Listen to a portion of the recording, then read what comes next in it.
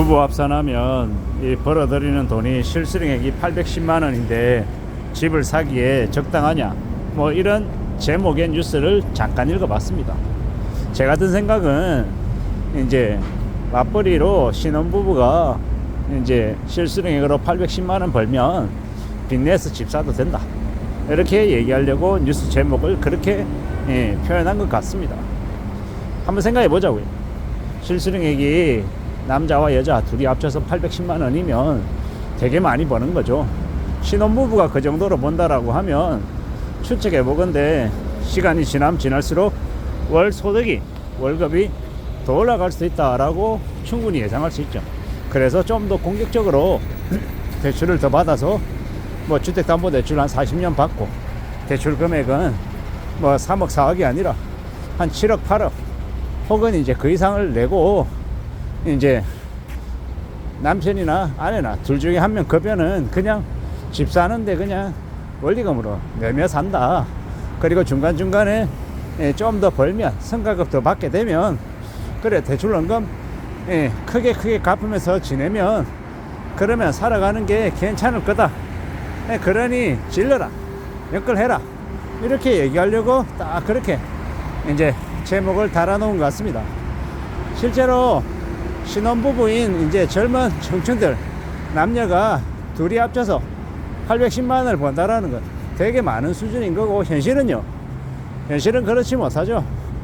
현실은 대다수의 이제 젊은 청춘들이 결혼하는데 둘이 합쳐서 300만 원 해서 600만 원 혹은 250만 원, 그 정도도 쉽지 않은 이 상황이죠.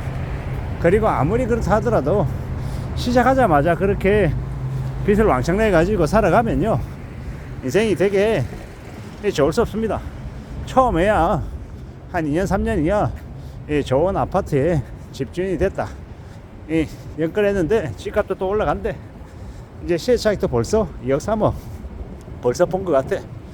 집값이 한 2, 3억 올랐대. 뭐 이러면서 되게 폼 잡고 지낼 수 있는데요, 사람은 누구나 다 자신의 수준을 기준점을 딱 이렇게 정하게 되면 거기 아래로 내려가는 걸 극도로 싫어합니다.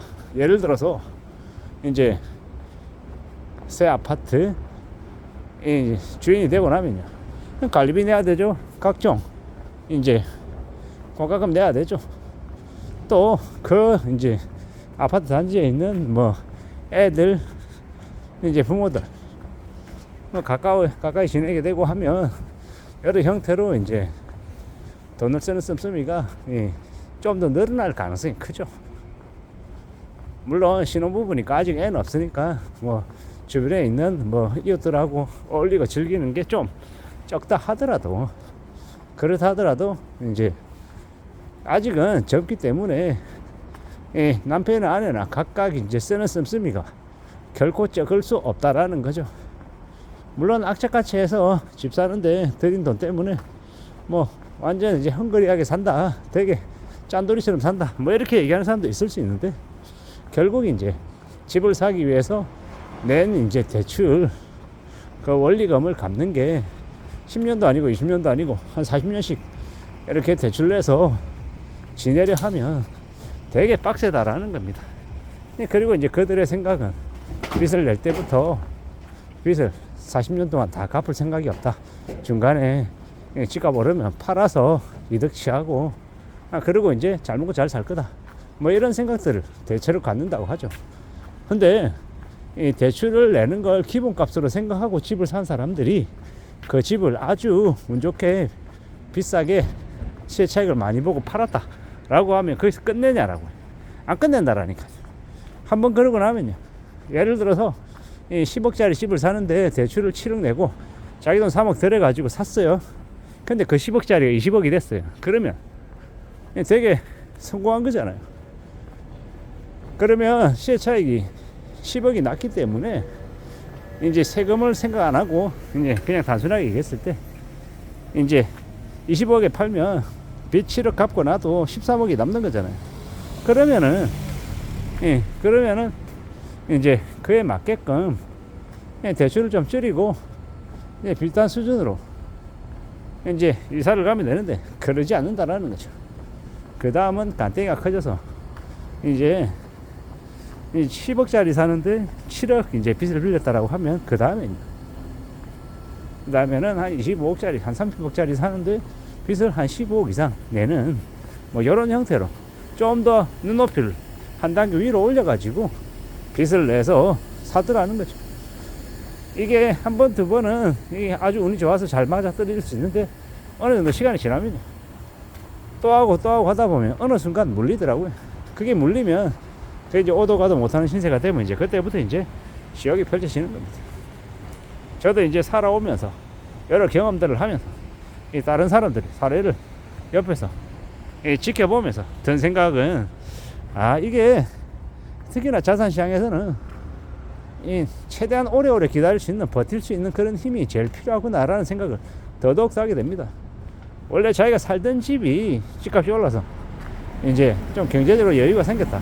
집을 한 채가 아니라 한 두 채 정도 가지고 있는데 한 채는 자기가 살고 한 채는 월세 주든지 했는데 그 월세 주던 집이 나중에 좀 많이 올라서 세 차익을 많이 보고 팔았다. 이런 것들은 좀 이야기가 된다라는 거죠. 근데 작정을 하고 이제 부자가 되겠다고 세 채, 다섯 채 혹은 그 이상을 사서 굴려보겠다라고 이렇게 설쳐대다가 어느 시점에 생각했던 것들이 전부 다 꼬이면서 와르르 무너지는 경우가 종종 있더라는 겁니다. 살아가는 지금의 시대, 특히나 우리가 생각하는 것들 여러 가지 것들이 참 녹록지 않다라는 걸 우리는 명심하며 살아가야 됩니다.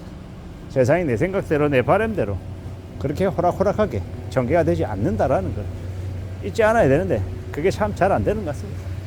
지금의 시대 우리가 이제 생각하는 여러 가지 것들 이런 것들이 결코 만만하지 않다라는 겁니다. 어떻게든 좀 잘 굴려가며 잘 운영을 해야 되는데 그게 참 수월하지 않더라는 겁니다. 어떻게 살아가야 되겠습니까? 어떻게 지내는 게 맞겠습니까? 잘 좀 따져보며 지내야 되는 것 같습니다. 참 살아가는 게 만만치 않은데 신혼부부 결혼하자마자 아파트에 시작한다 그러고 집을 사서 시작한다 그러고 뭐가 잘못돼도 한참 잘못된 것 같습니다. 새파랗게 젊은 놈들이 돈을 더 모을 생각 안 하고 빚부터 질 생각을 하면 그들의 인생이 좋게 시작이 되겠냐고요. 제가 꼰대같이 얘기한다라고 말할 수도 있겠지만 보수적으로 생각하고 자산을 잘 관리하고 유지하는 것만으로도 참 평균 이상은 된다라고 감히 말씀드리고 있습니다. 무지하게 어렵기 때문이죠. 살아가는 게 절대 호락호락하지 않다, 수월하지 않다라는 말씀을 좀 드리고 싶었습니다. 이상입니다.